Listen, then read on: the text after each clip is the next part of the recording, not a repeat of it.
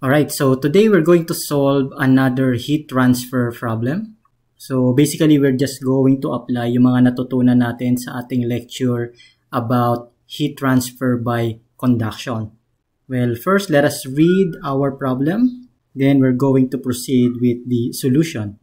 The heat flux from outside to inside across an insulating wall with thermal conductivity of K is equal to 0.04 watts per meter Kelvin and thickness of 0.16 meter is 10 watts per square meters. The temperature of the inside wall is -5 degrees Celsius. The outside wall temperature is A. 25 degrees Celsius, B. 30 degrees Celsius, C. 35 degrees Celsius, or D. 40 degrees Celsius. Alright, so para mas madali natin siyang maintindihan, let me write a simple presentation here. So we have an insulating wall. So let's say this is our wall. Okay, and then the heat flux from outside to inside. So let us just consider this as the direction of our heat. So this is our outside and this is inside. Okay, so we have a thermal conductivity of, okay, so let me write that down. So we have K is equal to 0.04 watts per meter Kelvin. And then the thickness of our wall is equal to 0.16 meters. And then our heat flux, ito yung tinutukoy ng ating problem, our Q. So our Q is equal to 10 watts per square meter. And then meron pa tayong isang given dito which is yung temperature from outside the wall. Okay, so the temperature outside is equal to -5 degrees Celsius.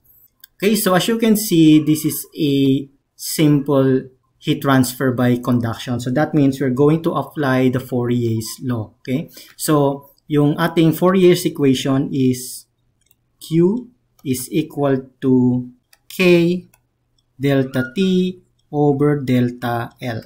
Okay, so in this problem, ang hinahanap natin is yung temperature from inside, which means nandito siya sa ating delta T.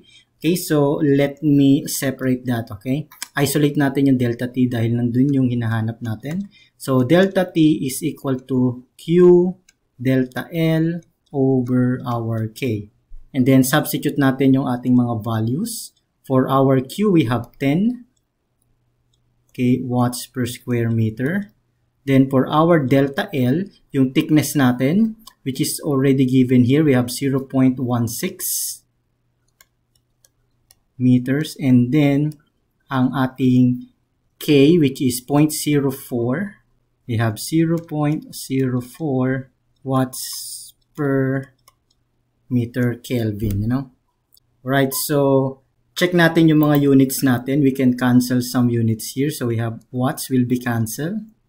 Then square meter, and we have meter both on the numerator. So this will be cancelled out. So that means ang magiging unit natin dito sa itaas is yung Kelvin. Okay?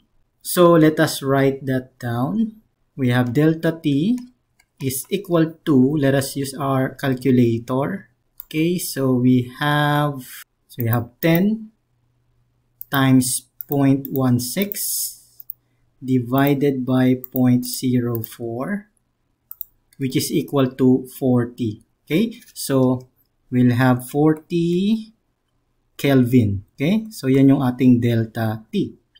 Now, given yung ating inside temperature, or I mean the outside temperature, baliktad pala yung naging pagkakasulat natin dito. Ang given natin is yung inside temperature, and then ang hinahanap natin is yung outside temperature.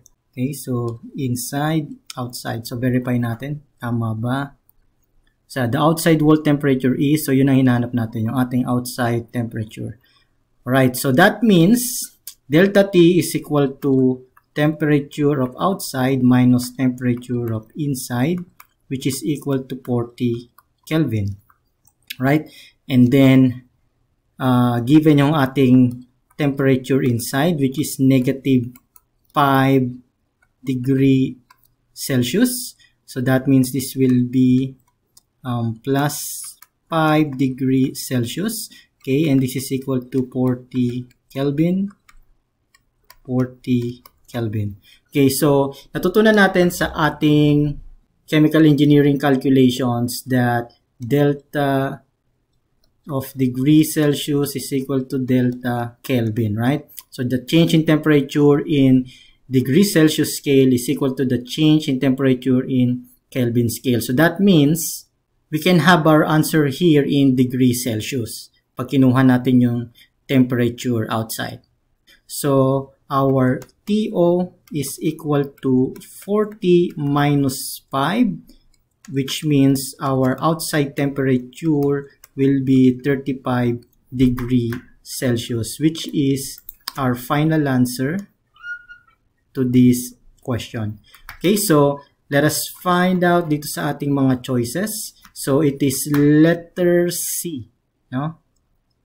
So this is our final answer here.